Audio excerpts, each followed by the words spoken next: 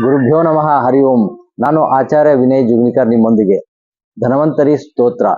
ನಮಾಮಿ ಧನ್ವಂತರಿಂ ಆದಿದೈವಂ ಸುರಾಸುರೈರ್ವಂದಿತಂ ಪಾದಪದ್ಮಂ ಲೋಕಜರ ವೃತ್ತಾಯ ಮೃತ್ಯುನಾಶಂ ತತಾರಮೀಶಂ ವಿವಿಧೌಷಧಿ ನಾಮಃ.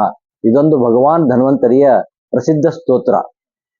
ಕ್ಷೀರಸಾಗರ ಮಂಥನ ಕಾಲದಲ್ಲಿ ದಿವ್ಯ ಗಂಧಲೇಪಿತವಾದ ಅಮೃತ ಕಳಶವನ್ನು ಹಿಡಿದು ಮಹಾವಿಷ್ಣುವು ಭಗವಾನ್ ಧನ್ವಂತರಿಯ ಅವತಾರ ತಾಳಿದ ಎಂದು ಪುರಾಣಗಳಲ್ಲಿ ಉಲ್ಲೇಖಿತವಾಗಿದೆ. ಪ್ರಾಣಿಗಳಿಗೆ ಒದಗಿ ಬರುವ ಮುಪ್ಪು, ರೋಗ, ಭಯ, ಅಪಮೃತ್ಯುಗಳನ್ನು ನಾಶ ಮಾಡುವಂತಹ ಸರ್ವ ಸಾಮರ್ಥ್ಯವನ್ನು ಹೊಂದಿದ್ದಾನೆ. ಧನ್ವಂತರಿಯನ್ನು ಸ್ತುತಿಸುವುದರಿಂದ ಉತ್ತಮ ಆರೋಗ್ಯ ಪ್ರಾಪ್ತಿಯಾಗುವುದು ಮತ್ತು ದಿನವಿಡೀ ಚೈತನ್ಯವಾಗಿರುವಿರಿ.